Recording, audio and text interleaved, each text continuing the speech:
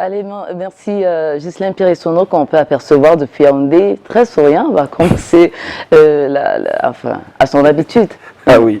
Alors, je le localise dans la fenêtre et je sais qu'il est chargé aujourd'hui avec beaucoup de journaux que nous allons justement partager dans le cadre de la revue de presse. Il est clair que la sortie du Premier ministre relative à la rentrée scolaire et quelques mesures fera forcément l'actualité, mais aussi le sport du côté de Yaoundé, la FECAFOOT et bien d'autres choses. Naturellement, on vous donne le pouvoir pour cette toute dernière revue de presse de la semaine. Bonjour, Ghislain Pirissono. C'est à vous, Yaoundé. Donne le pouvoir pour cette toute dernière revue de presse de la semaine.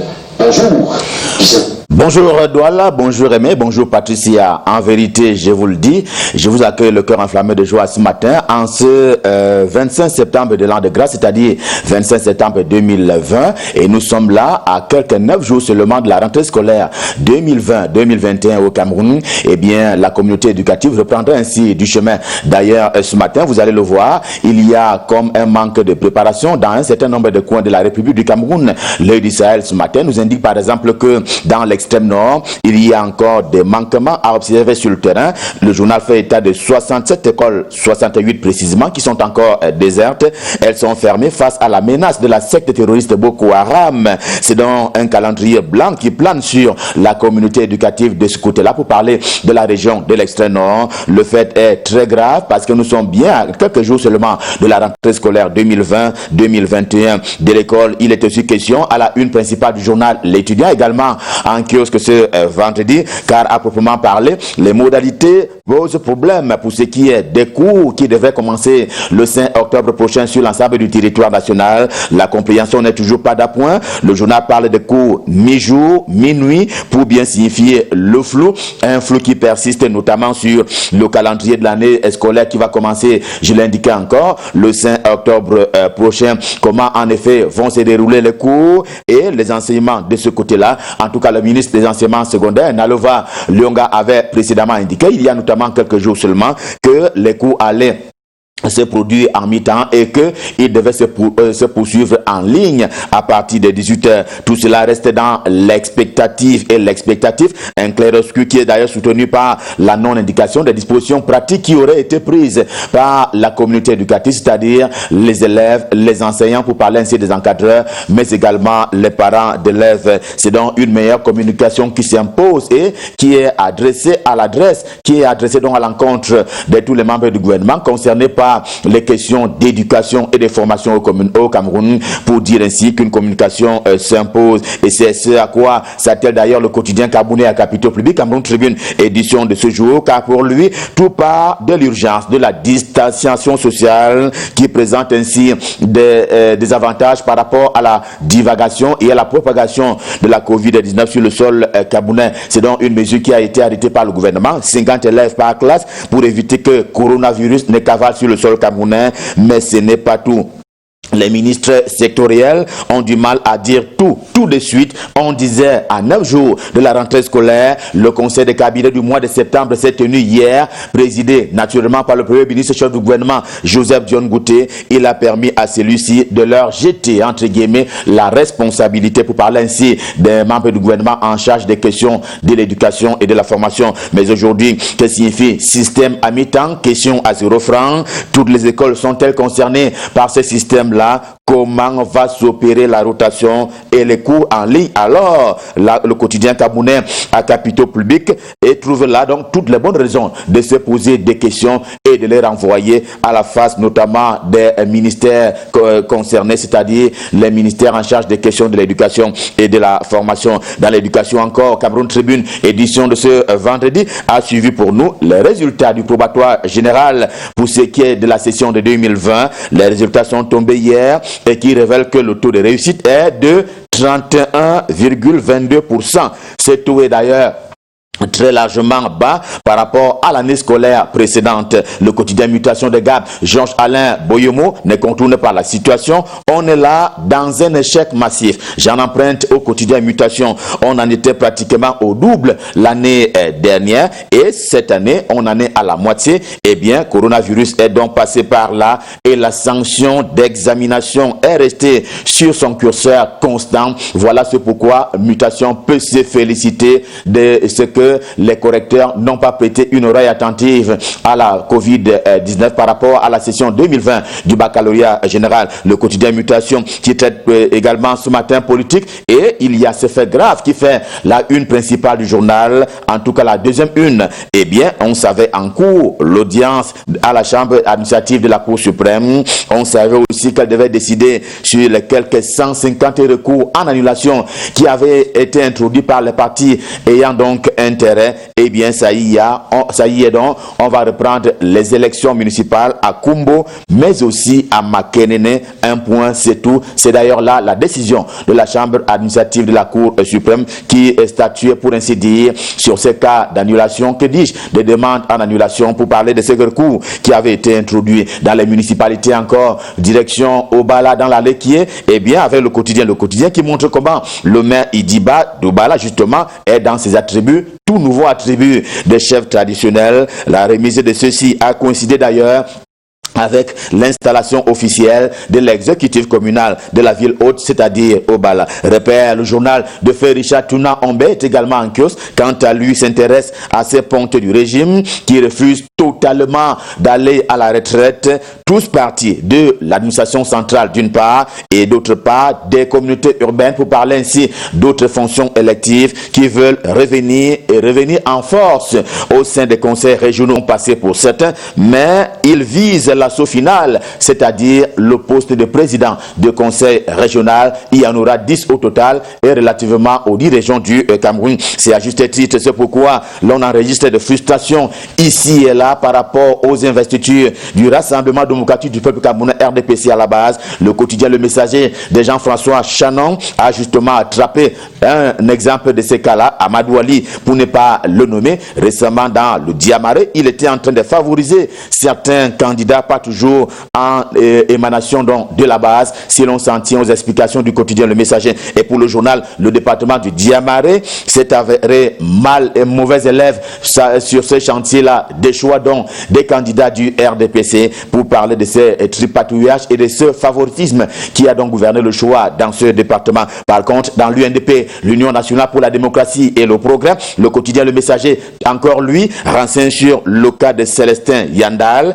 qui a donc ouvert un front. Il a donc ouvert un front contre Belebouba Megari, le président national de l'UNDP, l'Union nationale pour la démocratie et le progrès. Il se trouve que Yandal, qui est par ailleurs maire de Toubouro et aussi président de la fédération des sections UNDP du Mayo-Ré, avait donc dit que le parti n'ira pas aux élections régional du 6 décembre prochain. C'est tout le contraire qui a été déclaré par le président national de cette formation parti, pour parler de Belobo Mamagare. Eh bien, l'UNDP va compétir à l'occasion des élections régionales du 6 décembre prochain. C'est tout le contraire que disait en amont justement le maire de cette localité, à savoir Toubouro, chacun évoquant bien entendu ses arguments. C'est donc une situation à tout le moins explosive qui est donc décrite ce matin dans les colonnes du quotidien Le Messager. Quant à Issingan, également en kiosque ce matin, il ne lâche pas prise, il ne démord pas dans son suivi. Après le professeur Maurice Kamto, à la fin, le professeur est qualifié de seigneur de la guerre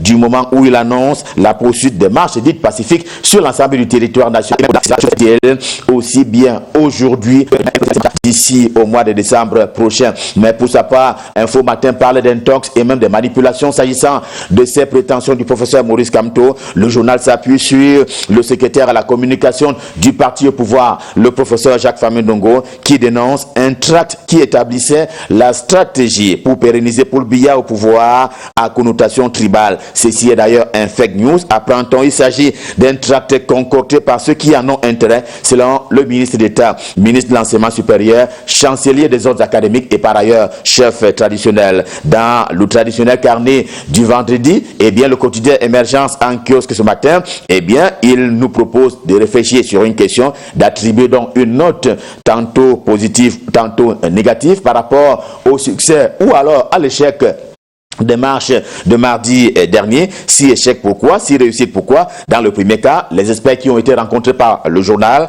convoquent le manque d'adhésion physique et populaire des Camerounais autour de l'initiative du professeur Maurice Kamto. Dans le second cas, ils parlent les mêmes experts ou alors les experts qui sont en affront avec les premiers. Ils parlent donc des victoires psychologiques du professeur Maurice Kamto qui a ainsi réussi à faire bouger l'État du Cameroun à travers notamment ses forces de maintien de l'ordre. Et puis, dans le vivre ensemble camerounais, le soir, ce matin, tout aussi en kiosque, se pose une question apparemment saugrenue, mais digne d'examen et donc d'intérêt. Eh bien, Camerounais, qui est donc ton véritable frère? C'est la question qui est formulée par le journal. Le sommet de une du journal, vous le voyez, a osé, car au fond, il faut s'aimer l'amour, le pardon et le partage. C'est celui qui compose avec ces valeurs-là, qui compose ainsi avec la République. Sinon, il faut les cultiver autour de soi, chaque jour, chaque heure, partout où on se trouve en tant que Camerounais sur le sol national. The Guardian Post, quotidien camerounais d'expression anglaise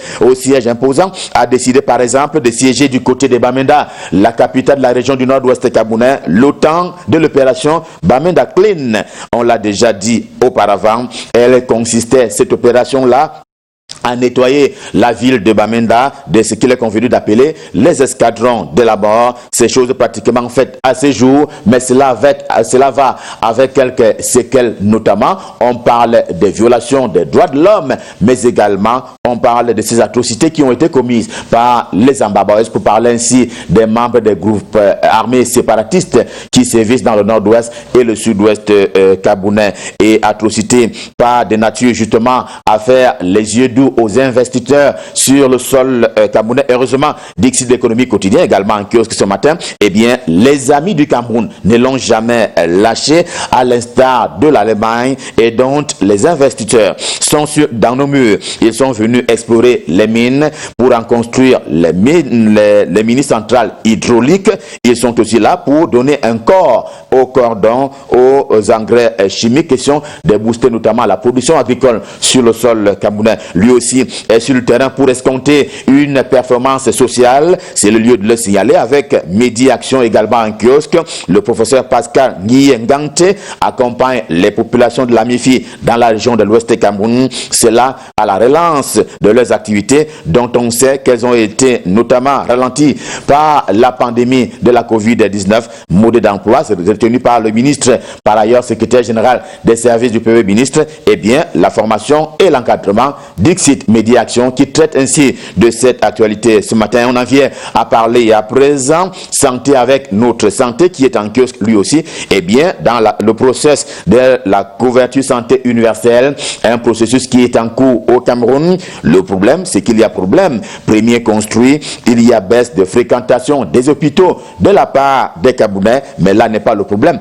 Notre santé accuse simplement une espèce de juxtaposition apparente entre le Premier ministre et le ministre de la Santé, Joseph Dion Gouté, et Manaouda Balaché, et le journal qui renseigne sur le fait qu'il y a comme un débat sur le transfert ou pas des restes financiers de la riposte camerounaise contre la Covid-19. En tout cas, il y a lieu de s'interroger sur ce qui pourrait amener le gouvernement à transférer ces fonds dans le système de la couverture santé universelle, et surtout, comment est-ce que cela pourrait s'opérer, pour parler ainsi des mécanismes qui guideraient la finance publique pour le transfert de cet argent d'un point à un autre, c'est-à-dire de la lutte contre la Covid-19 à la couverture santé universelle.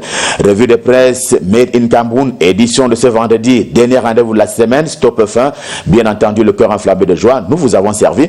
Le prochain rendez-vous, c'est lundi, quand il sera à 7h. D'ici à là, et j'aime à le dire, restez en compagnie des programmes de Canal 2 International, dont l'un des programmes forts, justement, c'est Canal Matin, qui est copiloté du côté de Douala par ceux que vous aimez et ceux que nous aimons, Aimé et Patricia, qui sont donc du côté de Douala. D'ailleurs, je m'en vais leur repasser le pouvoir pour la suite et la fin de l'émission. C'est à vous, Aimé, c'est à vous, Patricia, en vous souhaitant par anticipation un joyeux week-end. C'est à vous, Douala. Merci beaucoup, Ghislaine Pierre-Essonneau. Elle n'a certainement pas été prouvante parlant de la semaine, mais très chargée. Pour vous, c'est l'occasion de vous refaire les idées. On a donc une vraie destination pour vous, donc c'est un pôle d'attraction. Ah oui. La plage de Yoyo, située dans la commune de Manco, c'est donc dans le département de la Sanaga-Maritime, région du littoral. Ça vous fera beaucoup de bien en tout cas. Et c'est une suggestion à la fois pour nos millions de téléspectateurs. Qu'en dites-vous? Belle chose, surtout que c'est la dernière fois que nous recevions Ghislaine Pierre-Essonneau un vendredi en septembre. Oui. Ah d'accord. On a Soyez été rassurés. Et puis le week-end bien chargé avec toute l'équipe de la rédaction et les techniciens de Yaoundé avec qui on est en parfaite symbiose dans le cadre de Canal Matin. On remettra le cap forcément tout à l'heure, mais tout de suite encore merci GPE. Tu sais pourquoi je te dis merci et surtout aux millions de téléspectateurs qui étaient connectés pour la revue de presse. D'accord. Vous portez le prénom Herman comme Herman Yatat. Herman Ouatat, il est quelque part à Bafoussam. Vous portez ce joli prénom. Sentez-vous vraiment heureux aujourd'hui? Et si, par, on va dire, pur hasard, je crois que ce serait une occasion reluisante. En tout cas, ce sera dans ce cas une double célébration. Si vous portez ce prénom et vous avez un an de plus aujourd'hui, c'est magnifique. On a envie de vous offrir quelque chose qui suscitera en vous le plus beau sourire, comme une fleur. Laquelle? Du jasmin? Non, je pense une fleur qui... les femmes ont plus de goût en termes de fleurs, donc faites ça le dépend. choix. Je propose une fleur pour les garçons, Oui. du jasmin ce matin. D'accord. Et vous pour les filles, non. Il y a des filles aussi qui portent le prénom Herman. Oui, ça Oui, ça se existe. trouve, oui. En tout cas, HD cool. Hein, Herman Djoumissi, c'est la star hein, de Suite FM, de Suite Radiovision. Et puis nous allons rappeler aux téléspectateurs que vous pourriez réagir sur la page Facebook de Canal Matin pour ma chanson du cœur,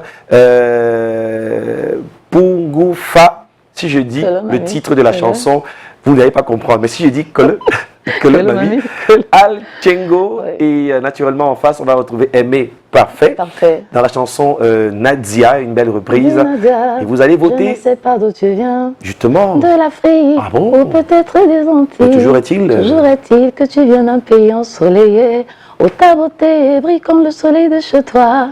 Oh, Nadia. Oh oui, Nathan Diwa. Écoutez, laissez le micro de la télé et devenez artiste.